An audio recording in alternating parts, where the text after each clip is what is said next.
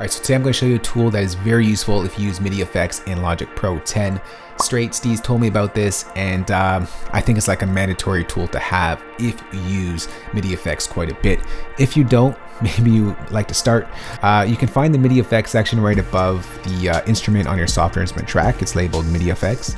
And you could use things like chord trigger or transposer for chord trigger chords, or transposer to lock yourself to a certain scale no matter what keys you play on your keyboard or notes you play on your keyboard. So if I go to chord trigger over here, and I'm going to go ahead and load in a preset from the Essential Chords kit. Let's go to minor, let's go to B minor, and just got to go ahead and open up my keyboard here. And if I hit trigger one note, it's going to play a chord that I've set on that note.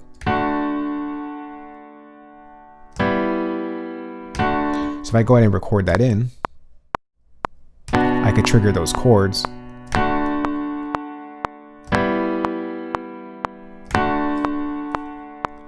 Right, but the problem with these MIDI effects plugins is the fact that it doesn't actually record in the output. It just records in your input. So without this MIDI effects plugin turned on, this means nothing, right? Because it's just running through this. So in the past, I did a tutorial to show you how to record the output of these MIDI effects plugins, but this is a lot faster. If you want to see that, I'll place a link in the top right-hand corner. But here is the tool that Straight Steez told me about.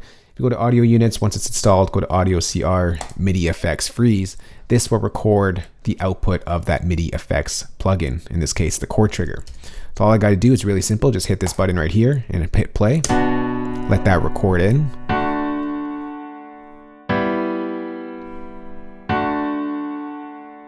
All right, so now that we're done, I can take our MIDI over here, drag it onto our timeline, and there is the output of the chord trigger plugin.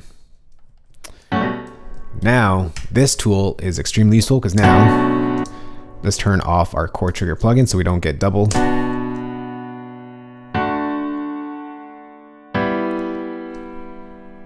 Now if we're working with someone in a different DAW, or we just want to see the notes that are actually played, and then we can go play off a melody off this or put in our 808s, you actually see the notes that are played, and that's a lot more useful than just seeing that right over there.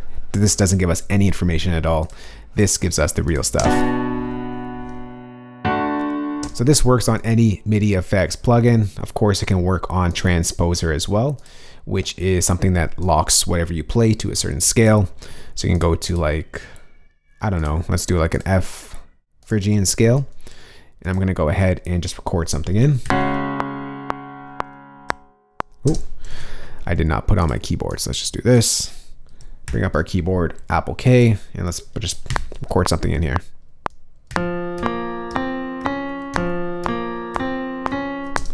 All right, so there is our notes. Just played something random. If we turn off our transposer, it's going to sound weird because it's not locked to that scale. Once again, MIDI effects to the rescue. Just hit record, play, stop it, drag it into your timeline, and now you got the actual notes that were played.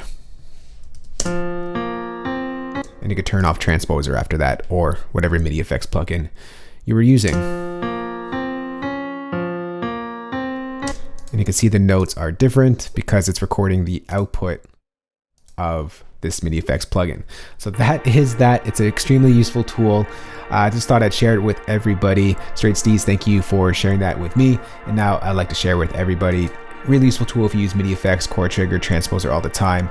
Having the real notes is imperative when you're arranging and just adding instruments. So really useful tool for us Logic users. This is free, by the way. I'll place a link down in the description box below this video. So if you do have any questions on this, we can go ahead and talk in the comment section down below. But that's it for me, guys. If you did like this video or learned something, remember, thumbs up from this video. Once again, huge shout out to Straight Steez for putting me onto this MIDI effects plugin. But that's it for me. Remember to hit that subscribe button for more good videos like this one, and I'll see you all in the next one. Later. Peace.